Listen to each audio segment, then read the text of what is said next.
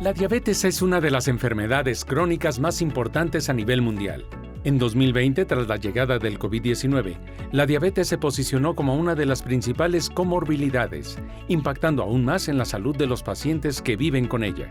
Un conocimiento actualizado y manejo oportuno nos permitirá mejorar la calidad de vida de nuestros pacientes. Laboratorios Silanes y la Federación Mexicana de Diabetes, comprometidos con la educación médica continua, trae para ti Diabetes, del paciente al experto. Key Points del control glucémico en pacientes con diabetes y COVID-19. Soy la doctora Ailín González Montiel, responsable médico del área de metabolismo del Laboratorio Silanes. Para nosotros es muy importante continuar con la educación médica continua e impulsar una mejor calidad de atención médica a todos nuestros pacientes con diabetes.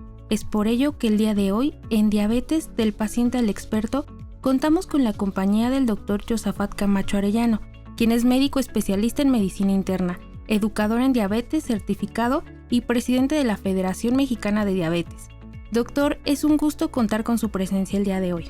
Doctora Ailín González, mucho gusto. Realmente para nosotros es un gran placer estar aquí con ustedes. La Federación Mexicana de Diabetes les agradece a ustedes el que nos permitan participar en esta gran tarea que ustedes tienen. Muchas gracias, doctor. Para nosotros es un honor contar con usted.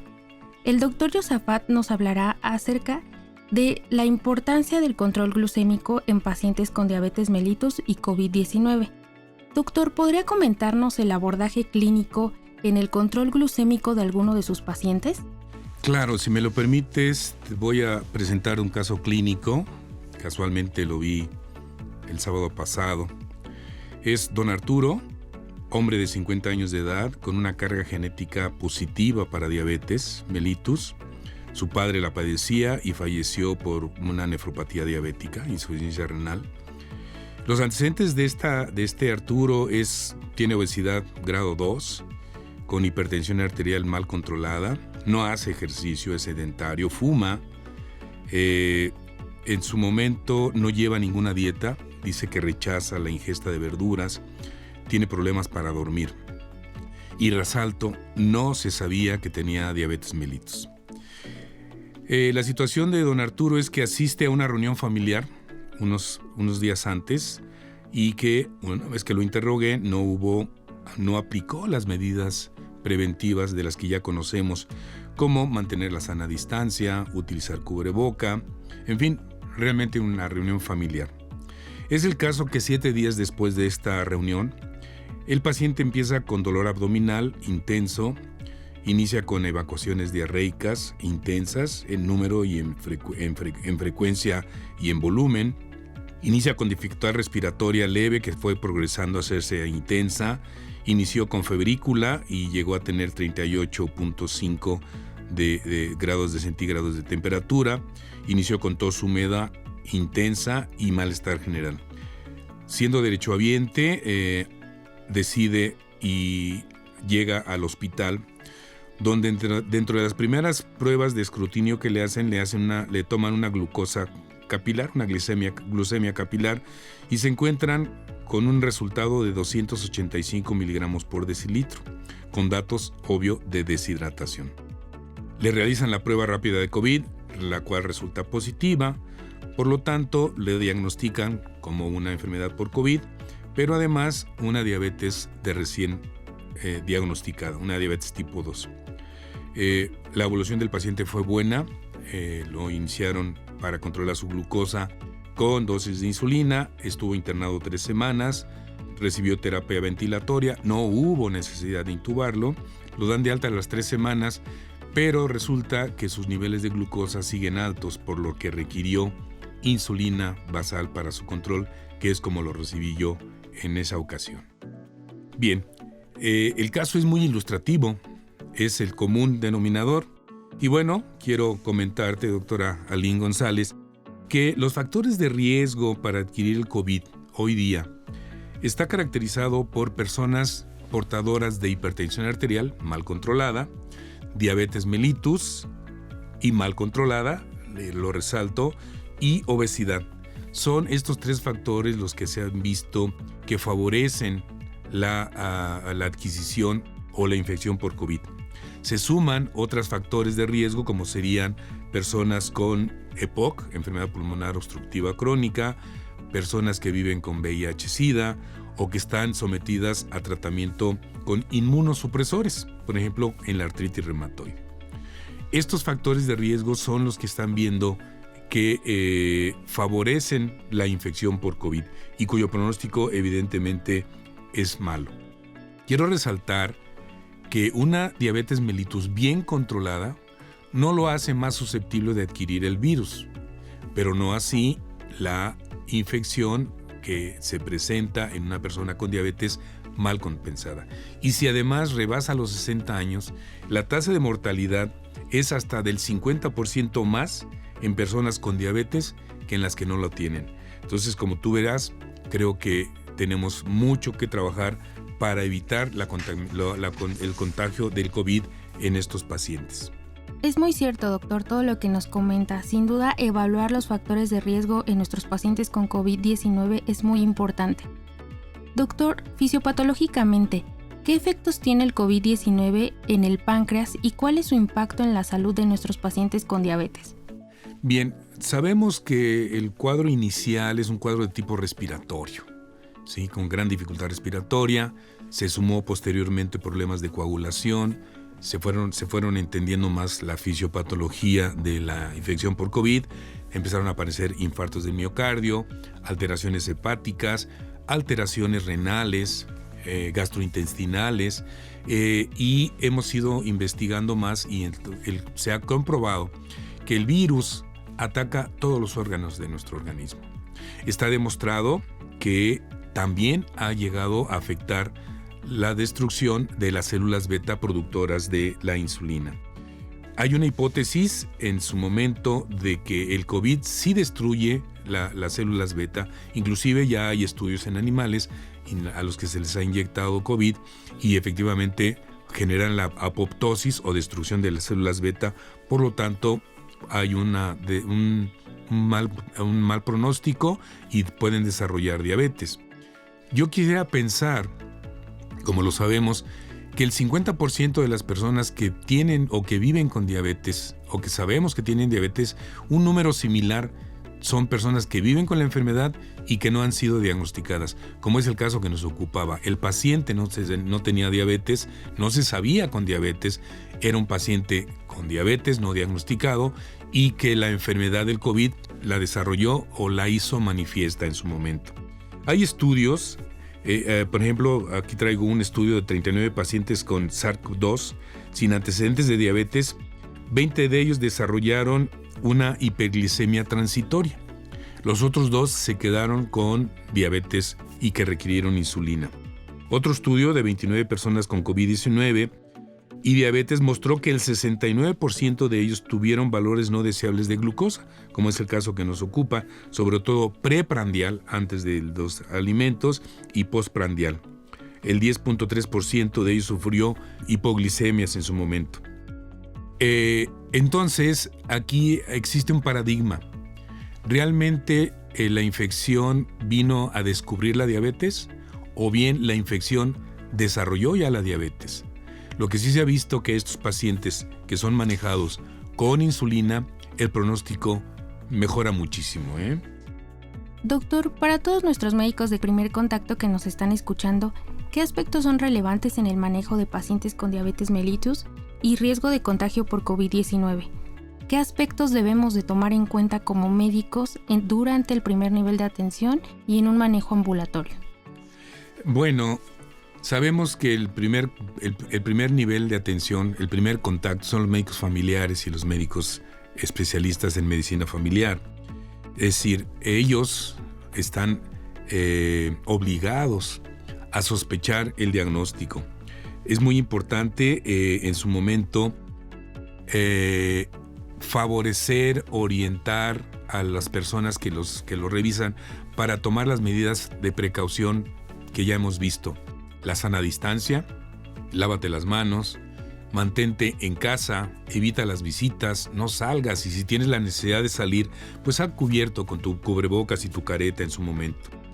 insistir mucho en que una persona que vive con diabetes se apegue mejor a su tratamiento médico. Sabemos que la infección por COVID descompensa a estos pacientes. Se les recomienda que sigan los 7 comportamientos de la persona que vive con diabetes que se generaron en la Asociación Americana de Educadores en Diabetes, como son continuar una dieta saludable, tener actividad física, control de medicamentos, y aquí vale la pena aclarar que deben de tener un stock de medicamentos suficiente. El automonitoreo es muy importante, aumentar el automonitoreo, el número de veces, evitar riesgos y enfrentar retos cotidianos y tomar una actitud positiva. Todo esto el médico de primer contacto tiene que hacerlo llegar a las personas que viven con diabetes. Sobre todo, ver no nada más la hiperglicemia, sino la hipertensión arterial, las dislipidemias. Es muy importante el manejo integral. Doctor, dentro de los objetivos principales que podemos recomendar a nuestros médicos especialistas que se encuentran en segundo y tercer nivel de atención, ¿qué de estos aspectos son cruciales dentro de su actuar médico? Bueno, muy importante es que el médico de primer nivel o el de segundo nivel específicamente sigamos las guías clínicas, es decir, la medicina basada en evidencias, no en experiencias. Es decir, no tenemos que andar inventando, ya está escrito, simplemente hay que aplicarlo. Y si comentamos que el médico de primer nivel tiene que reforzar las medidas preventivas para evitar que el paciente adquiera el COVID, y si por mala fortuna realmente lo adquirió y se vio descompensado, bueno, la atención siguiente es una hospitalización. Aquí el objetivo de los médicos de segundo nivel y de tercer nivel es el controlar esas crisis de hiperglicemia, controlar la problemática de la dificultad respiratoria, disminuir la progresión o en su momento disminuir las posibilidades de trombosis en su momento, o bien identificar a los pacientes que no están respondiendo. Algo de lo que tienen que hacer de rutina es que un paciente que llegue a su hospital tiene que medir los niveles de glucosa. En el caso que nos ocupa, tenía una glucosa arriba de 250 miligramos por decilitro. Es decir, hay que sospechar. Recordemos que México es uno de los países que mayor número de casos tiene registrados con diabetes. Ocupamos el 6º lugar.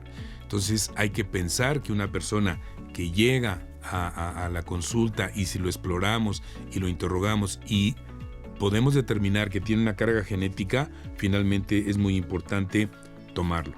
Ahora bien, hay recomendaciones y hay que individualizar el control metabólico de la glucosa. Mencionamos que en pacientes no seniles, pacientes jóvenes menores de 45-50 años, con una infección por COVID-19 moderada, se recomienda que estos pacientes tengan y manejen una glucosa de ayuno entre 80 y 100 miligramos por decilitro y 2 horas después, postprandiales de cualquiera de los 3 alimentos, su glucosa no debe rebasar los 140 miligramos por decilitro. Otro grupo importante son los adultos mayores con COVID-19, adultos mayores de 60 años, a veces que están utilizando glucocorticoides. Aquí las metas son menos exigentes, es decir, debemos buscar tener una glucosa en ayuno de 110 a 140 miligramos y una glucosa 2 horas después o al azar de 140 a 180. Recordar que glucosas arriba de 180 dañan todo nuestro organismo. Y finalmente, en los casos con COVID-19 severos, pues podemos tolerar y manejar ya glucosas arriba de 140-80 en ayuno y 2 horas después hasta 250 miligramos. Si los identificamos y los empezamos a manejar con insulina, los hidratamos, la probabilidad que hagan insuficiencia renal es pobre. Pero si no sabemos manejar, estos médicos lo saben manejar, insisto, aplicando las guías, no deben de permitir que el paciente tenga cifras por arriba de 250 miligramos. Doctor, para cerrar, ¿qué reflexiones podría dar a todos los médicos que nos escuchan y desean continuar mejorando el abordaje clínico de cada uno de los pacientes que atienden con diabetes ante esta pandemia que aún no concluye y en la cual aún nos queda un gran camino por recorrer. Tienes razón, doctora Aline. Todavía va a pasar mucho tiempo para poder controlar la pandemia. Sabemos que todavía las vacunas no están para aplicarse. Todavía no conocemos muy bien el comportamiento del COVID. Todavía no sabemos qué tanta inmunidad puede dejar. No sabemos si las vacunas, qué tanta inmunidad en su momento van a tener. Por eso es resaltar nuevamente las actividades del médico del primer contacto, las medidas preventivas de las que ya hablamos y que creo que vale la pena repetir. La sana distancia, y si puede ser mayor de 1,5 metros, mucho mejor. Utilizar el cubreboca, una careta, no salgas, mantente en casa, evita las visitas, aliméntate bien, mantén tus niveles de glucosa, monitoréate más frecuentemente. Pero aquí vale la pena reflexionar y hacer reflexionar tanto al paciente como al médico. Es muy importante saber que el tener diabetes no es una sentencia de muerte. Es preferible tener diabetes que cáncer, por ejemplo, ¿sí? Entonces, la diabetes no es una sentencia de muerte. Creo que es la mejor oportunidad que tiene esa familia de la persona que vive con diabetes para modificar sus estilos de vida, los cuales ya perdieron. Una alimentación sana, en raciones, porciones, la actividad física, dejar de fumar, vacunarse, todas esas actividades de un estilo de vida, tenemos que mejorarla. Como se trata de una enfermedad crónica, es muy importante que lo sepan que es una enfermedad no curable, pero perfectamente controlable. Es decir, el paciente se puede controlar, puede retrasar las complicaciones en su momento si se aplica y tiene mejores controles. Es muy importante que esa persona que vive con diabetes siempre tenga el apoyo de la familia y de los profesionales de la salud. La persona que vive con diabetes debe tener un carnet, debe tener una lista de medicamentos, su médico, su cuidador, muy importante, qué toma, qué se aplica, cómo se aplica, para que si tiene la necesidad de acudir a urgencias, lo lleve y el médico lo pueda en su momento entender. Muy importante, dijimos que es una enfermedad crónica. Bueno, requiere de constancia, perseverancia, orden, disciplina, así como una conducta y de pensamientos positivos que forman parte de los 7 comportamientos. Ese tabú de que no quiero que en mi casa, en mi trabajo, mis amigos se enteren que tengo diabetes, hay que romperlo. Toda la gente de nuestro entorno laboral, escolar, deportivo y familiar y vecinos deben saber que tengo diabetes para que en su momento puedan actuar en caso que yo, persona que vive con diabetes, pueda requerir de su ayuda. Entonces hay que romper ese tabú, es muy importante. Una pregunta muy común es, ¿yo tengo diabetes, mi familia o mis descendientes lo van a tener? La respuesta es no. Hay una predisposición, es claro, pero si esa persona no sigue un buen comportamiento, sube de peso, fuma, no hace ejercicio, no tiene una buena alimentación, la probabilidad que desarrolle la diabetes se está dando y la va a desarrollar. Se puede prever, afortunadamente, como lo sabemos hoy día, antes de hacer el diagnóstico hay 10 años previos donde esa persona puede ya tener algunas alteraciones en el metabolismo de la glucosa. Entonces, prever durante 10 años creo que es increíble que no sepamos hacer un diagnóstico, que por cierto, quiero decirte que estamos haciendo diagnósticos de diabetes mellitus muy tardíos, ¿sí? Cuando ya hay daños arteriales en la micro y en la macrocirculación. Entonces, una diabetes bien controlada va a retrasar todas estas complicaciones. Pero algo muy importante que quiero resaltar: comprometer y responsabilizar a las personas que viven con diabetes en su manejo y control para que ellos tomen decisiones en el día a día y éstas sean correctas. ¿Y quién lo tiene que hacer? ¿Quién los tiene que empoderar? Obviamente los médicos, las nutriólogas, los ejercitadores. Por eso resalto, es un compromiso profesional del personal de salud el empoderar al paciente y a su familia en el control de la enfermedad. Se ha visto que una familia de una persona que vive con diabetes que está empoderado va a tomar decisiones correctas y le va a ir muy bien a este paciente. Insisto, la diabetes no se cura y se controla muy bien. Muchas gracias, doctor. Me parecen excelentes sus reflexiones. Creo que es muy importante nosotros como profesionales de la salud tener en cuenta que debemos de responsabilizar a nuestros pacientes para que sean más reflexivos con el manejo de su enfermedad y nosotros como personal de salud tomar estas metas y objetivos y compartirlas con el paciente para tener un abordaje oportuno que nos permita poder ayudarlo de la mejor manera y mediante medicina preventiva. Muchísimas gracias, doctor, por todas sus reflexiones y recomendaciones. Me parecen excelentes y sin duda apoyarán mucho a los médicos que nos están escuchando. En nombre de Laboratorios Illanes, agradecemos en Diabetes del Paciente al Experto la presencia y sus excelentes recomendaciones del doctor Josafat Camacho Arellano, presidente de la Federación Mexicana de Diabetes. Muchas gracias, doctor. Muchas gracias a ustedes y si me permites, finalmente un último comentario. La Federación Mexicana de Diabetes está abierta a sus comunicaciones. Consulten su página web www.fmdiabetes.org. Van a encontrar información básica importante. Y a ustedes, Laboratorios Illanes, y en lo personal, doctora González, muchas gracias por esta invitación y estamos abiertos a siguientes comunicaciones. Muchas gracias. Con gusto, doctor. Estaremos al pendiente de las actualizaciones que nos ofrece la Federación Mexicana de Diabetes a través de sus canales de comunicación. Gracias a usted y a todos los médicos que nos escucharon. Los esperamos para el próximo episodio de Diabetes del Paciente al Experto y Laboratorios Illanes, haciendo como siempre de la vida una historia saludable. Gracias.